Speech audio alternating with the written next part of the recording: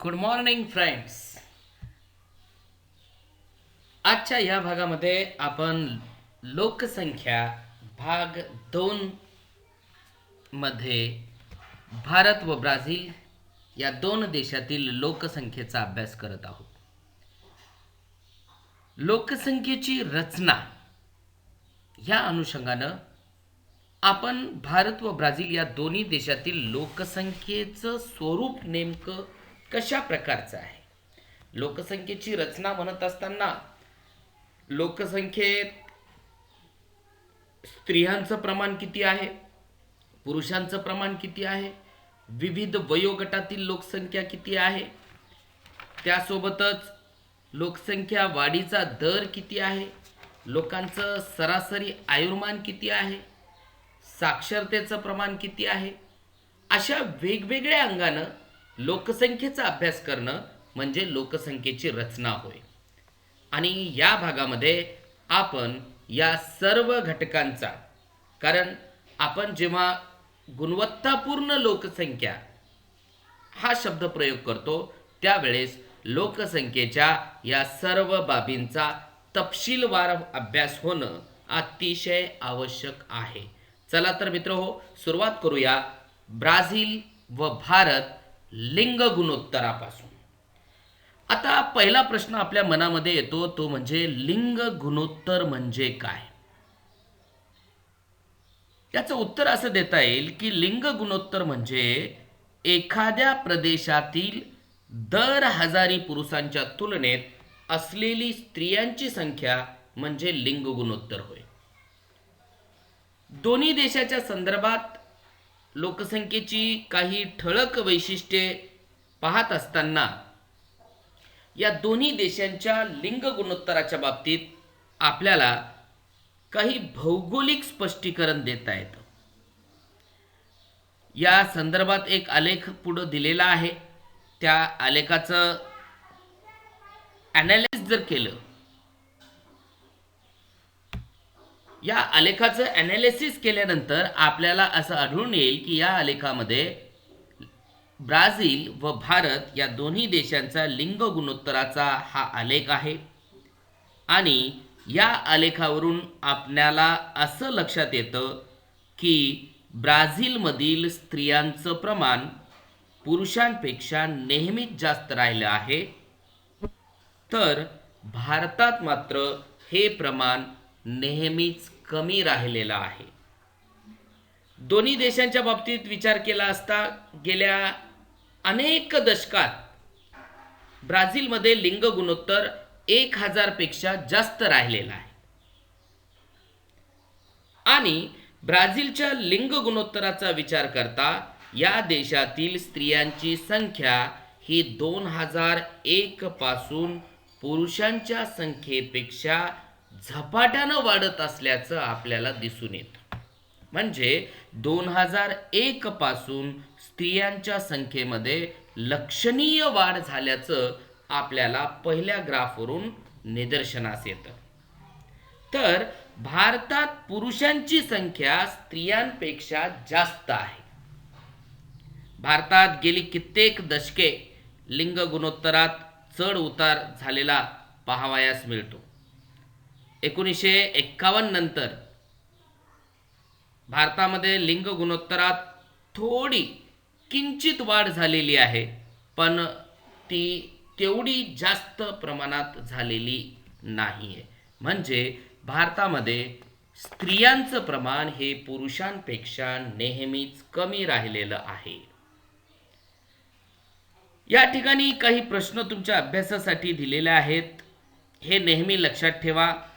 त्याच्यामध्ये मुलगी वाचवा, मुलगी शिकवा या विचाराची आपल्या देशाला नितांत आवश्यकता आहे. त्याचं कारण म्हणजे या संपूर्ण आलेखामध्ये कुठंही भारतात कोणत्याही दशकामध्ये स्त्रियांचं प्रमाण हे पुरुषांच्या संख्येपेक्षा जास्त आढळून येत नाही. लिंग गुणोत्तर म्हणजे एखाद्या प्रदेशातील दर हजारी पुरुषांच्या तुलनेत असलेल्या स्त्रियांचं प्रमाण आहे. दर 1000 पुरुषांच्या मागं किती स्त्रिया आहेत त्या संख्येला आपण लिंग गुणोत्तर असं म्हणतो. भारताच्या बाबतीत दुर्दैवानं आपल्याला असं सांगावं लागतं की भारतात स्त्रियांचं प्रमाण हे पुरुषांच्या तुलनेत नेहमीच कमी राहिलेलं आहे. पहा बरे, जमते का?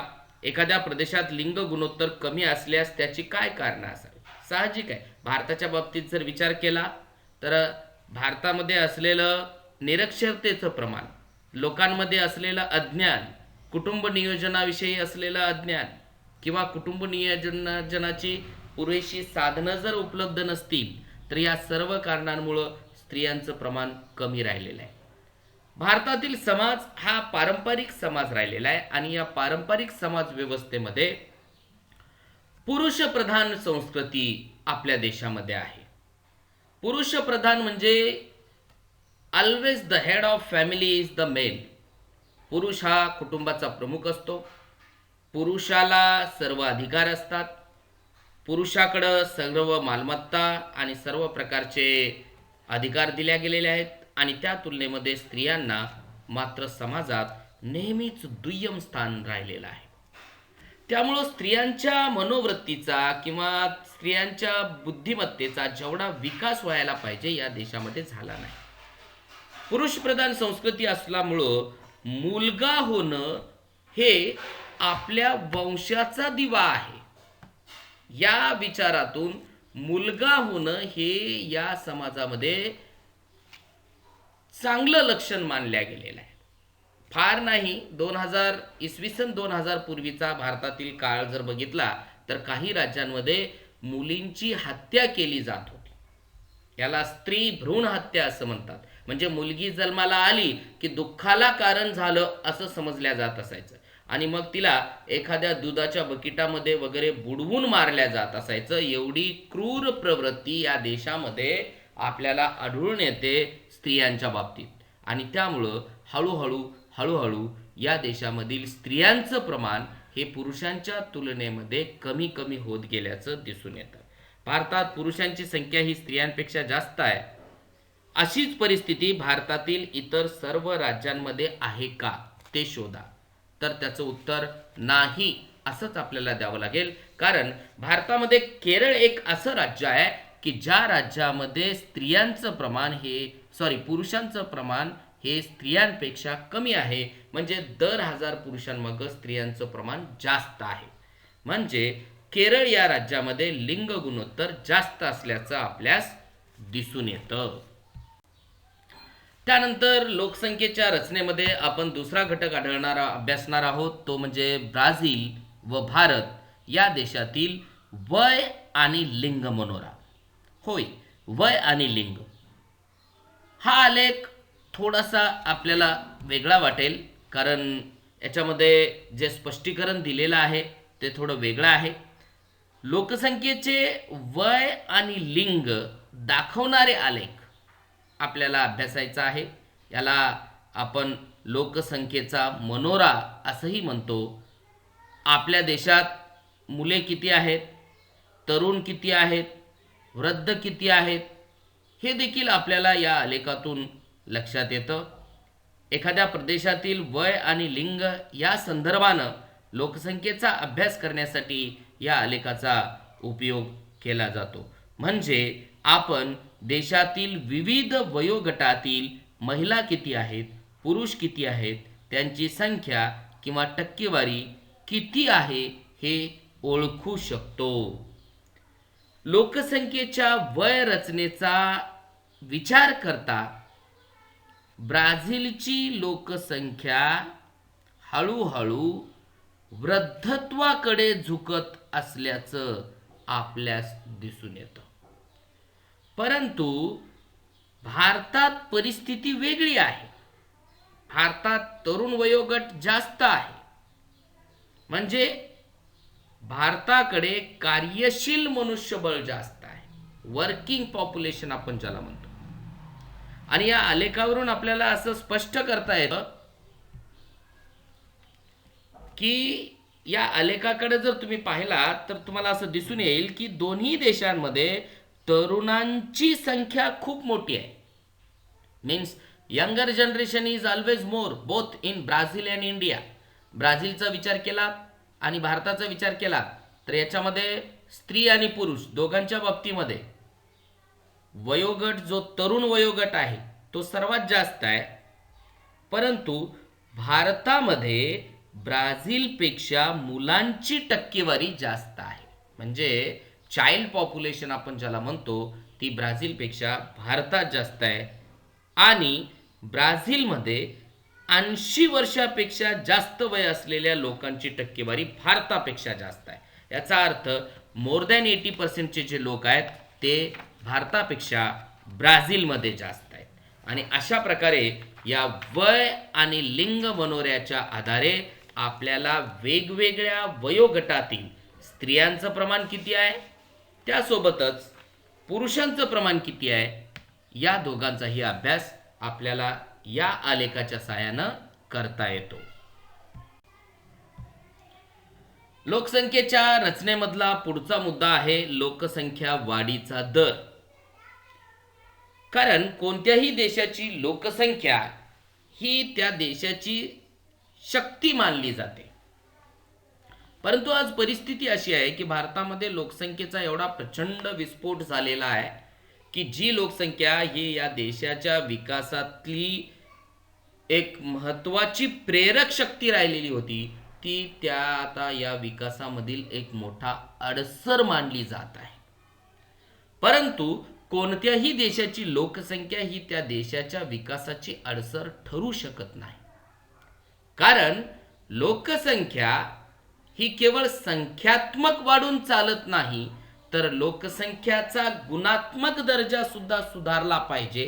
आणि तो गुणात्मक दर्जा सुधारणं हे त्या देशातील सरकारचं सगळ्यात महत्त्वाचं कार्य आहे.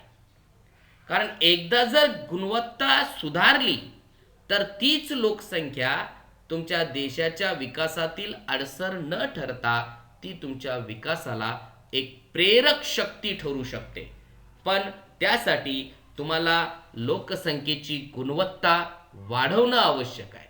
लोकसंख्येची गुणवत्ता वाढवणं म्हणजे काय तर लोकसंख्या ही सुशिक्षित असली पाहिजे, लोकसंख्येचं आरोग्य चांगलं असलं पाहिजे, त्यांच्याकडे वेगवेगळ्या कौशल्यांचा विकास झाला पाहिजे आणि लोकसंख्या ही म्हणजे निरोगी असली पाहिजे. या सर्व घटकांचा समावेश गुणवत्तापूर्ण लोकसंख्येमध्ये होतो.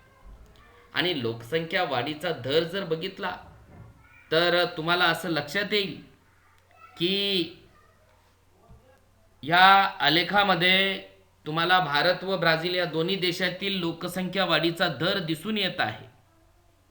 पण या आलेखात दोन्ही रेषा खाली येत असताना आपल्याला दिसून येतात. याचा अर्थ या दोन्ही देशातील लोकसंख्या कमी होत आहे का? नाही, अजिबात नाही. कारण रेषा जरी खाली जात असल्याचं आपल्यास दिसून येत असलं तरी त्याचा अर्थ लोकसंख्या कमी होत आहे असा अजिबात नाहीये. कारण तो फक्त वाढीचा प्रमाण आहे. म्हणजे लोकसंख्या कमी होत नाहीये तर लोकसंख्या वाढीचा जो दर आहे तो दर कमी होत आहे. म्हणजे मागच्या दशकामध्ये लोकसंख्येत जेवढी वाढ झालेली होती त्या तुलनेत या दशकामध्ये लोकसंख्या वाढीचा दर कमी राहिलेला आहे. म्हणून या दोन्ही ग्राफमध्ये आलेख खाली येत असताना आपल्याला दिसून येतो. याचा अर्थ ब्राझीलची लोकसंख्या कमी होत आहे किंवा भारताची लोकसंख्या कमी होत आहे असं अजिबात होत नाही. लोकसंख्येची वाढ कमी आहे असा त्याचा अर्थ नाही. वक्राचा कल जर बघितला तर नजीकच्या काळात ब्राझीलच्या लोकसंख्येची वाढ कमी गतीनं होईल असं मात्र आपल्याला नक्कीच सांगता येतं. लोकसंख्या वाढीचं प्रमाण जर तुम्ही पाहिलात तर ब्राझीलमध्ये बऱ्यापैकी कमी झालेलं आहे. भारतात अजून तशी स्थिती निर्माण झालेली नाही. 2001 ते 11च्या दशकामध्ये भारताची लोकसंख्या 18.2 कोटीनं वाढल्याचं आपल्याला दिसून येईल. भारतातील लोकसंख्या वाढीचा दर 1971 पर्यंत जास्त राहिलेला आहे आणि त्यानंतर तो हळूहळू स्थिरावलेला पाहायला मिळतो आणि वर्तमान काळात लोकसंख्या वाढीचा दर कमी होत असल्याचं आपल्याला भारताच्या बाबतीत दिसून येतं. पण लोकसंख्या वाढीचा दर जरी कमी होत असला तरी भारताची लोकसंख्या मात्र वाढत चाललेली आहे. ब्राझीलच्या आलेखाचं जर निरीक्षण केलं तर असं लक्षात येईल की लोकसंख्या वाढीचा दर कमी होत आहे आणि पुढच्या 2 दशकात ब्राझीलची लोकसंख्या वाढण्याची शक्यता सर्वात कमी आहे. म्हणजे 2001 पर्यंत जर तुम्ही बघितलात तर लोकसंख्या वाढीचा दर हा 0.5च्याही खाली आलेला आहे. म्हणजे येणाऱ्या पुढच्या 2 दशकापर्यंत तो 0च्याही खाली जाईल. म्हणजे ब्राझीलची लोकसंख्या वाढणारच नाही. एकीकडे भारताची लोकसंख्या 121 कोटी असूनही वाढीचा दर फारसा कमी होत नाहीये.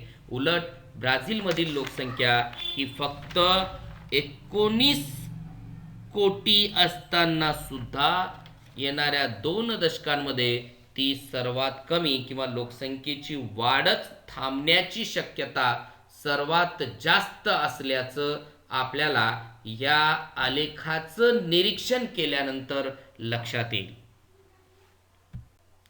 यानंतर लोकसंख्येच्या रचनेमध्ये आपण पुढचा घटक अभ्यासणार आहोत. ब्राझील व भारत या 2 देशातील लोकसंख्येचं आयुर्मान. होय, आयुर्मान म्हणजे काय? तर भारतातील आणि ब्राझीलमधील लोकांचं सरासरी आयुर्मान. सरासरी आयुर्मान कशाला म्हणायचं? तर एखाद्या प्रदेशात जन्माला आलेली व्यक्ती सरासरी किती वर्ष जगू शकते ते त्या लोकसंख्येचं आयुर्मान आहे असं आपल्याला सांगता येईल.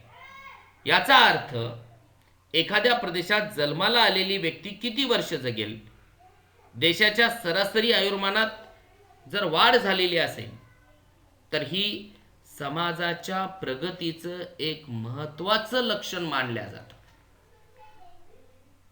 कारण जेव्हा तुमचे लोक जन्मानंतर जास्त काळ जीवन जगत असतील तर त्याचा अर्थ असा आहे की तुमच्या समाजाचं राहणीमान, तुमच्या समाजाची जीवन पद्धती आणि तुमच्या समाजाचं एकूण पालन पोषण करण्याच्या पद्धती अतिशय उत्कृष्ट आणि चांगल्या दर्जाच्या आहेत. म्हणजे आरोग्यविषयक सुविधा चांगल्या आहेत. वैद्यकीय क्षेत्रात आता हे सरासरी आयुर्मान का वाढलं असेल याचा विचार जर आपण केला तर आरोग्यविषयक अनेक सुविधा मागच्या दशकांपासून वाढलेल्या आहेत. कित्येक दशकांपासून बघा, 2-3 दशकांपासून आरोग्याच्या बाबतीमध्ये एवढा विकास झालेला आहे, वैद्यकीय क्षेत्रामध्ये एवढी प्रगती झालेली आहे की अनेक असाध्य रोगांवर सुद्धा मोठ्या प्रमाणात, महामारीसारख्या रोगांवर सुद्धा, साथीच्या रोगांवर सुद्धा मोठ्या प्रमाणात नियंत्रण मिळवण्याचं काम आज वैद्यकीय प्रगतीमुळं शक्य झालेलं आहे. एवढंच नाही तर आपल्या जीवनशैलीत वाढ आणि विकास झाल्यामुळे जीवनसत्वयुक्त अतिशय मुबलक असा आहार आज सर्वांना मिळू लागलेला आहे. एक काळ असा होता जेव्हा या देशामध्ये मोठे मोठे दुष्काळ पडत असायचे आणि त्या दुष्काळांच्या काळामध्ये लोकांची परिस्थिती एवढी वाईट असायची की लोकांना 2 टाईमचं जेवण सुद्धा पोटभर मिळत नसायचं.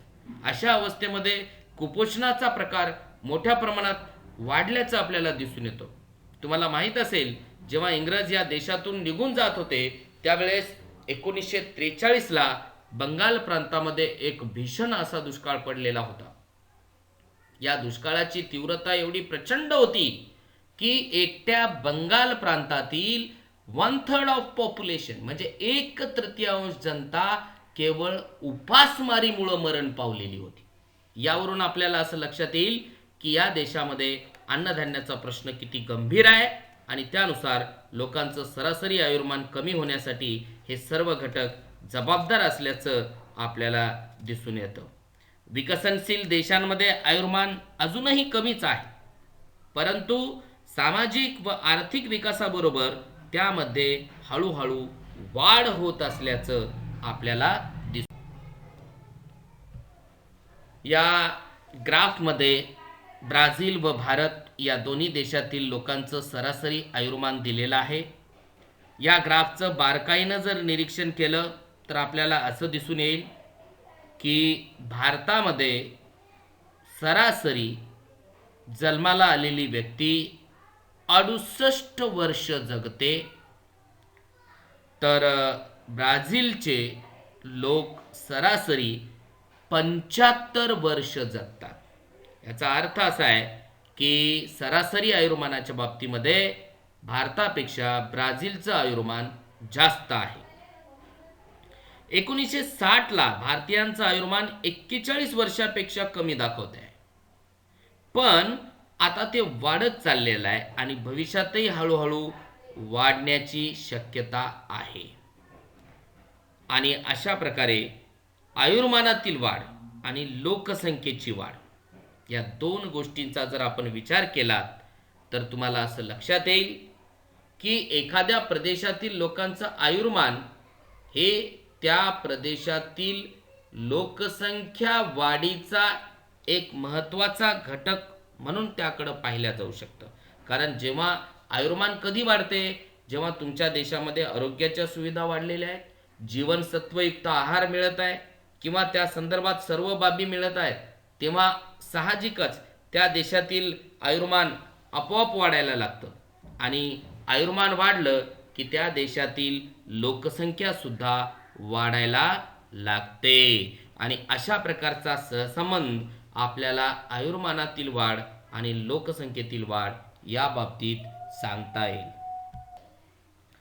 लोकसंख्येच्या रचनेमध्ये शेवटचा मुद्दा आपण या ठिकाणी अभ्यासणार आहोत, ते म्हणजे भारत व ब्राझील या दोन देशातील लोकसंख्येच्या साक्षरतेचं प्रमाण। होय, एखाद्या देशातील लोकसंख्येची रचना अभ्यासत असताना त्या देशातील लोकांचं राहणीमान आणि त्या लोकांची जीवन पद्धती ह्या सर्व घटकांच्या सोबतच त्या देशातील लोकांमध्ये साक्षरतेचं प्रमाण किती आहे हे पाहणं सुद्धा अतिशय आवश्यक आहे। कारण एखाद्या देशातील लोक किती टक्के लोक साक्षर आहेत यावर त्या देशाच्या लोकसंख्येची गुणवत्ता लक्षात येते। कारण सुशिक्षित लोकांचं प्रमाण जर जास्त असेल तर त्या देशातील लोकांचं राहणीमान, राहणीमानाचा दर्जा आणि इतर सर्व बाबतीमध्ये ती लोकसंख्या अधिक गुणवत्तापूर्ण असल्याचं दिसून येते। असं म्हणतात की education promotes the man to think. शिक्षणाने माणूस हा विचारी बनतो आणि तो विचार करायला लागतो, त्यामुळे तो आपल्या जीवनातल्या चुका दुरुस्त करत आपलं जीवन कसं उन्नत करता येईल, आपलं जीवन कसं विकसित करता येईल याकडे तो लक्ष देत असतो। म्हणून या आलेखाचं जर आपण बारकाईनं निरीक्षण केलं तर आपल्याला असं दिसून येईल की ब्राझीलमध्ये आणि भारतामधील साक्षरतेचं प्रमाण जर तुम्ही बघितलात तर या आलेखावरून आपल्याला असं लक्षात येतं की ब्राझीलमध्ये साक्षरतेचं प्रमाण हे भारतापेक्षा जास्त राहिलेलं आहे। 1991 ते 2001 या दशकामध्ये ब्राझीलमधील साक्षरता वाढीचा दर हा सर्वात जास्त राहिलेला आहे, म्हणजे 6.4% दरानं इथली साक्षरता वाढली। तर 2011 ते 16 या कालावधीमध्ये तो सर्वात कमी म्हणजे साक्षरता वाढीचा दर फक्त 1.2% राहिलेला आहे। भारतामध्ये साक्षरतेचं प्रमाण कमी आहे आणि साक्षरता वाढीचा दर जर बघितला तर तो ब्राझीलपेक्षा जास्त आहे। ओव्हरऑल साक्षरता जरी कमी असली तरी भारतामध्ये साक्षर होणाऱ्या लोकांचं प्रमाण म्हणजे साक्षरता वाढीचा जो दर आहे तो ब्राझीलपेक्षा जास्त आहे। तुम्ही जर बघितलात तर पहिल्या दशकामध्ये पहा 81 ते 91 हा आलेख काळजीपूर्वक बघा। या आलेखामध्ये तुम्हाला काळजीपूर्वक जर बघितलात तर लक्षात येईल 1981 ते 91 या कालावधीमध्ये ब्राझीलमधील साक्षरता वाढीचा दर हा 5.4% होता, तर त्या तुलनेत भारताची साक्षरता 7.4% वाढली। उलट 1991 ते 2001 या कालावधीमध्ये ब्राझीलच्या साक्षरता वाढीचा दर सर्वात जास्त म्हणजे 6.4% होता, तर 91 ते 2000 मध्ये भारतामध्ये 12.8% इथली साक्षरता वाढलेली आहे। साहजिक आहे, भारतातील ओव्हरऑल साक्षरतेचं प्रमाण कमी असल्यामुळं कदाचित साक्षरता वाढीचा दर मात्र इथं ब्राझीलपेक्षा जास्त असल्याचं दिसून येईल। 2016 मध्ये ब्राझीलमधील साक्षरतेचं प्रमाण हे 92.6% आहे, तर भारतामध्ये मात्र ते 72.2% आहे. याचा अर्थ भारतामध्ये अजून साक्षरता वाढणं अत्यंत गरजेचं आहे. अशा प्रकारे आपल्याला भारत व ब्राझील या दोन्ही देशातील लोकांच्या साक्षरतेचा विचार करता येतो. या ठिकाणी काही प्रश्न दिलेले आहेत. आकृती 6.3 आणि 6.7चा अभ्यास करून आपल्याला या प्रश्नांची उत्तरं द्यायची आहेत. पहिला प्रश्न आहे, कोणत्या देशाचे लिंग गुणोत्तर जास्त आहे? तर साहजिक आहे ब्राझील. साक्षरता जास्त असलेला देश कोणता? तर ब्राझील. कोणत्या देशात लोकसंख्या वाढ अधिक होत आहे? तर भारत. कोणत्या देशात सरासरी आयुर्मान जास्त आहे? ब्राझील. कोणत्या देशात वृद्धांचं प्रमाण जास्त आहे? तर ब्राझील. या सर्व विवेचनावरून आपल्याला असं लक्षात येईल की भारतातील लोकसंख्याबाबत आपण जर विचार केला तर आपल्याला लोकसंख्यापेक्षा गुणवत्तापूर्ण लोकसंख्या कशी वाढता येईल याकडे वाटचाल करणं आवश्यक आहे. आणि त्यासाठी साक्षरता वाढवणं आणि त्यासाठी शिका शिकवा अशा प्रकारच्या वेगवेगळ्या योजना तयार करणं आणि साक्षरतेचं प्रमाण वाढवणं हे अत्यंत आवश्यक असल्याचं या ठिकाणी दिसून येईल. भारतामध्ये आणि ब्राझीलमध्ये लोकसंख्या मोजणी केली जाते, त्याला आपण जनगणना म्हणतो. जनगणना म्हणजे दर 10 वर्षाला या दोन्ही देशांमध्ये कार्यालयाकडून लोकांची मोजणी केली जाते. ब्राझीलमध्ये IGBE नावाची एक संस्था आहे, त्याला Brazilian institute of geography and statistic असं म्हणतात. या संस्थेकडून दर 10 वर्षांनी जनगणना करण्यात येते. या दोन्ही देशातील पहिले जनगणना सर्वेक्षण हे 1872 साली झालं, म्हणजे दर 10 वर्षाला. पण भारताची जनगणना दशकाआरंभी होते, म्हणजे 1961, त्यानंतर मग 71, 81, 91, 2001, 2011. तर ब्राझीलची जनगणना दशकाअंती होते, म्हणजे 1960, 1970, 80, 90, 2000 अशा प्रकारे. पण दोन्ही देशाची जनगणना ही दर 10 वर्षाला केली जाते. त्याचं कारण असं आहे की 10 वर्षाच्या कालावधीमध्ये लोकसंख्येमध्ये एक ठराविक वाढ आणि लोकसंख्येच्या गुणधर्मांमध्ये काही ठराविक वाढ किंवा बदल झाल्याचं आपल्याला निदर्शनास येतात. आणि त्या बदलानुसार आपल्याला देशाच्या भावी विकासासाठी किंवा देशाच्या विकासाच्या वाटचालीसाठी काहीतरी नियोजनबद्ध अशा प्रकारचे दीर्घकालीन योजना राबवता येतात.